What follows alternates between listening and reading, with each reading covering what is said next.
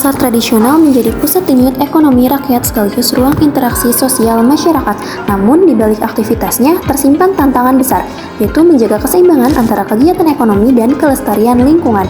Pasar Ciruas di Kabupaten Serang mencerminkan persoalan tersebut. Meski menjadi pusat ekonomi masyarakat, pasar ini masih menghadapi masalah serius seperti kebersihan, tumpukan sampah, dan penataan yang masih sempat.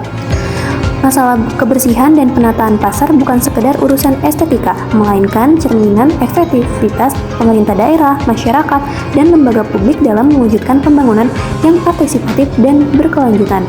Walau sudah ada dasar hukum melalui Peraturan Daerah Nomor 6 Tahun 2012 tentang penataan pasar tradisional, pelaksanaannya di lapangan belum optimal.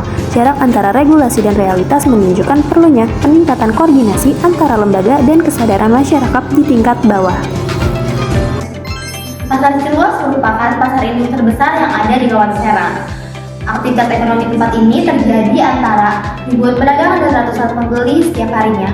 Namun, di balik perbesaran ekonomi yang tinggi, ada persoalan mendasar yang tak kunjung selesai, yaitu pengelolaan sampah. Kondisi di lapangan menunjukkan bahwa volume sampah meningkat setiap hari tanpa sistem pengelolaan yang memadai. Tempat pembuangan sementara terbatas, jalur drainase tersumbat, dan penataan kios yang semeraut membuat pasar terlihat kumuh dan kurang tertib. Masalah ini tidak hanya berdampak pada kebersihan, tapi juga pada kesehatan masyarakat, kenyamanan pengunjung, dan citra pasar tradisional di mata publik. Sebab, pasar yang kotor berpotensi menurunkan minat pembeli, menghambat aktivitas ekonomi, dan meningkatkan risiko penyakit lingkungan.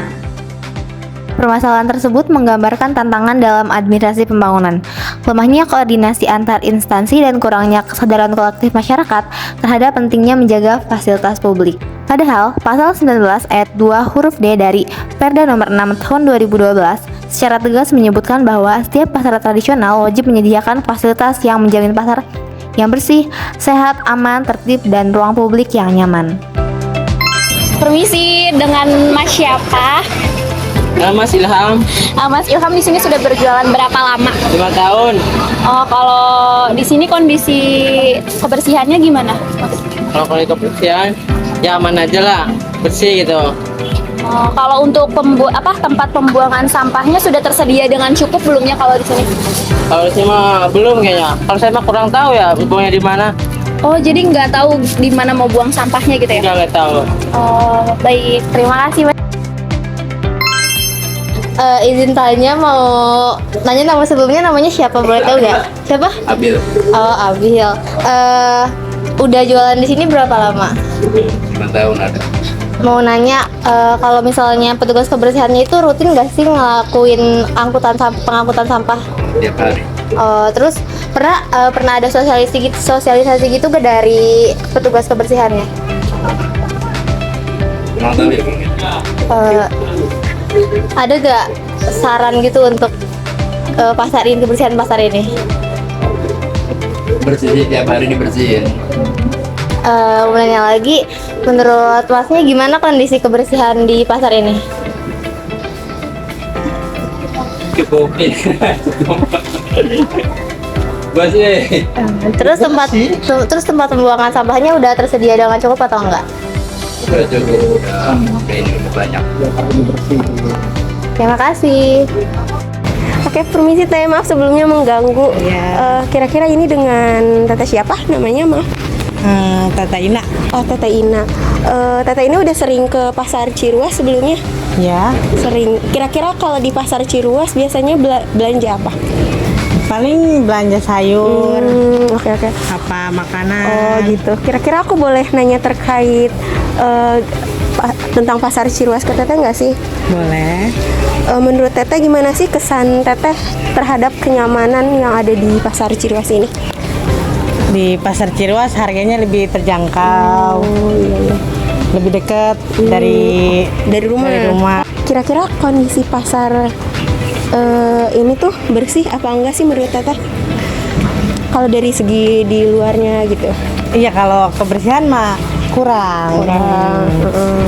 Kan udah banyak orang tahu juga di sini mah kebersihannya kurang. Tapi memengaruhi minat belanja Teteh nggak di sini? Enggak. Oh, enggak. Karena kan harganya juga terjangkau. Oh iya. Terus kira-kira Teteh tahu nggak sih siapa sih yang bertanggung jawab buat menjaga kebersihan di Pasar Ciruas ini? Enggak tahu. Oh enggak, oke. Terus harapan Teteh terkait pasar Ciruas di masa depan itu gimana sih? Kira-kira apakah pasar Ciruas bisa lebih bersih lagi atau gimana mungkin? Ya, biar lebih bersih lagi, lebih ramai pengunjung mungkin. Iya. Terus kira-kira ada saran tentang kebersihan di pasar Ciruas gak? Ya, kedepannya bisa lebih bersih lagi biar menambah kenyamanan pelanggan. Oh gitu. Oke. Terima kasih banyak ya Teh, maaf mengganggu waktunya. Berdasarkan hasil observasi dan wawancara yang sudah kelompok kami lakukan di pasar Ciruas, ditemukan beberapa pandangan yang berbeda antara pedagang dan pembeli mengenai kondisi kebersihan di pasar Ciruas. Beberapa pedagang mengatakan bahwa mereka menilai kondisi pasar sudah cukup bersih dan aman karena petugas rutin membersihkan sampah di sekitar kios jualan mereka. Selain itu, mereka juga mengetahui adanya lokasi pembuangan sampah, namun tidak mengetahui secara pasti di mana saja titik-titik lokasi pembuangan sampah tersebut berada. Selain itu, mereka juga mengatakan belum pernah melakukan atau dilakukan sosialisasi terkait pengelolaan sampah baik oleh pihak pasar ataupun pemerintah. Berbeda dengan pedagang, pembeli justru mengatakan sebaliknya. Pembeli menilai bahwa kondisi pasar Ciruas dinilai masih kurang bersih. Bahkan mereka tidak mengetahui siapa saja yang bertanggung jawab atas pengelolaan sampah di pasar Ciruas. Mereka juga berharap bahwa pengelolaan sampah dapat ditingkatkan lagi agar terciptanya lingkungan sampah yang bersih dan nyaman untuk berbelanja. Hasil observasi lapangan yang sudah kelompok kami lakukan justru memperkuat pandangan pembeli, di mana masih ditemukannya beberapa tumpukan sampah yang ada di sekitar lokasi pasar Ciruas. Hal tersebut menimbulkan bau yang tidak sedap. Kondisi ini mengganggu kenyamanan dan dapat menimbulkan masalah kesehatan.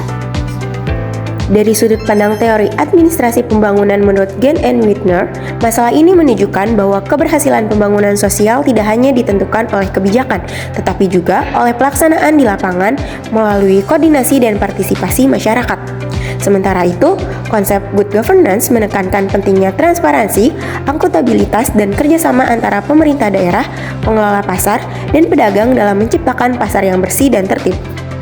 Menurut Pasal 19 Ayat 2 huruf D, Peraturan Daerah Kabupaten Serang Nomor 6 Tahun 2012, pasar tradisional wajib menyediakan fasilitas yang menjamin kebersihan dan kenyamanan. Namun, ketentuan ini belum terlaksana sepenuhnya di pasar Ciruas karena lemahnya sistem pengelolaan dan pengawasan. Pasal 31 Ayat 1 juga menyebutkan bahwa pembinaan pasar menjadi tanggung jawab Dinas Koperasi, Perindustrian, dan Perdagangan bersama instansi terkait, tetapi koordinasi antar lembaga masih belum optimal. Dari penjelasan sebelumnya, kita bisa lihat bahwa permasalahan kebersihan dan penataan pasar Ciruas tidak hanya disebabkan oleh kurangnya fasilitas, tetapi juga lemahnya kesadaran masyarakat serta kurangnya koordinasi antar instansi pemerintah. Maka dari itu, perlu adanya langkah-langkah konkret untuk menyelesaikan permasalahan ini. Yang pertama, menegakkan hukum secara konsisten. Pemerintah daerah perlu menegakkan aturan dalam Perda Nomor 6 Tahun 2012 secara tegas, terutama di pasal 19 dan 33 yang membahas tentang kebersihan, ketertiban, dan sanksi administratif bagi pengelola yang lalai. Yang kedua, pembentukan tim kebersihan pasar petang. Tim ini dapat bekerja setiap hari dengan sistem bergilir dan langsung berkoordinasi dengan Dinas Lingkungan Hidup untuk mencegah penumpukan sampah. Yang ketiga, penataan ulang area pasar.